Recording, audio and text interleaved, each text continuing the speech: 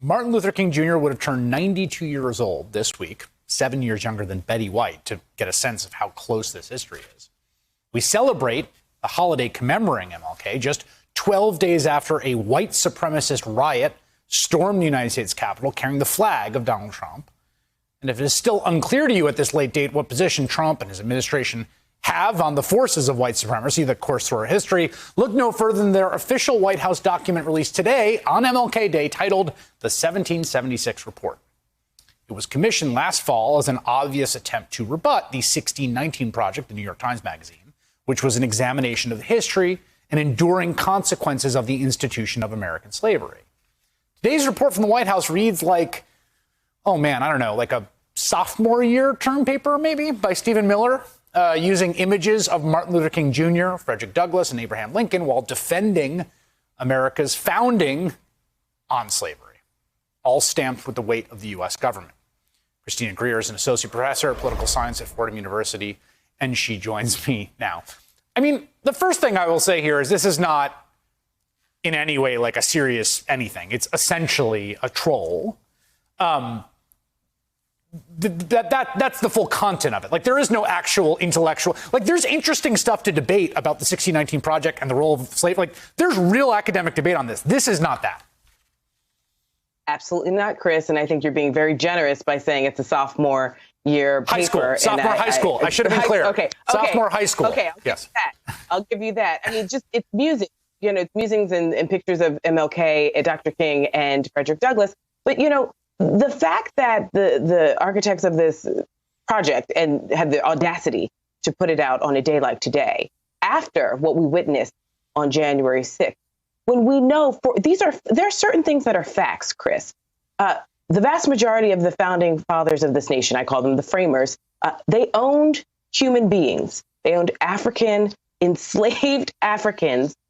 They forcibly raped women. They separated families. They defecated in people's mouths. These are all documented. They beat people to death. They treated them worse than animals. And so for this project to say, well, I mean, other people did it too, and to keep talking about it is really divisive. I don't understand how we can ever move forward as a nation if we don't recognize the reality and brutality and the bloodthirsty nature of the white supremacy that this nation is predicated on, and the anti-Black racism that this nation is predicated on. That point about the cruelty and the monstrosity of the institution of American slavery and its distinctness. I mean, the report makes this argument like, well, slaves have been common throughout human history. American chattel slavery was just a different institution than those institutions. It was like what happened in the Caribbean as well. But, you know, one of the things that blew my mind, because the history isn't taught, is when you go back to the contemporary observers at the time, Tocqueville's one of them, tons of English at the time who were like, boy, these Americans, they talk a big game about freedom, but man, do they whip the hell out of their human slaves that they own. Like, they realized at the time, you cannot stress this enough. And honestly, the thing that the 1619 Project helped to do was reset people's understanding, because I think that the history a lot of us earned was like, they didn't know any better. And this is trying to sort of reassert that idea. Right. And keep in mind, Alexis de Tocqueville is coming to just study some prisons, and he's just observing American life. And he recognizes that this is a certain type of brutality that he was just unused to.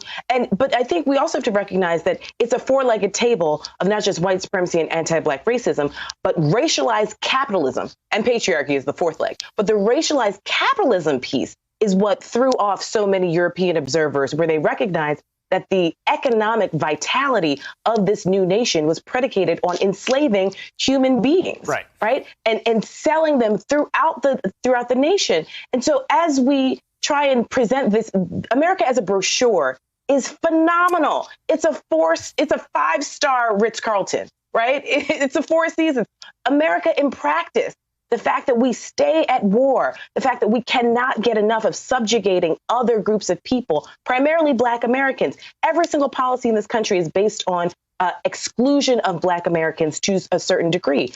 This is who we are. And so we still have, in the year of our Lord 2021, where Americans scratching their heads and saying, like, this isn't us. How can it be? It absolutely is. And this is what James Baldwin says. What you have to do to tell yourself that this isn't you does more damage to you than anyone else.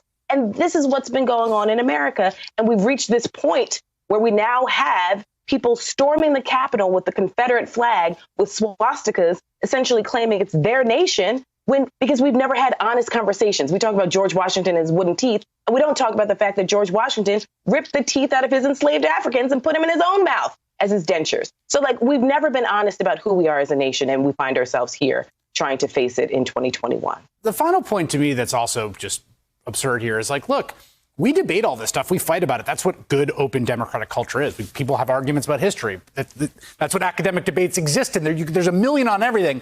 This idea that there's some, like, great patriotic education that everyone needs to take in uniform is so offensive to the very democratic underpinnings of the entire enterprise of a free people. Right. Well, I mean, if you want to have a universal education, we just need to base it in fact. So, right. You know, I'm not against having a universal understanding of what America is, but that understanding has to be based in the fact that we are a nation that practiced U.S. chattel slavery for centuries, and it has repercussions in every single aspect of policy that we see today. Hey, thanks for watching our YouTube channel. You should know that you can follow today's top stories and breaking news and catch up on your favorite MSNBC shows all in one place. Download the NBC News app today.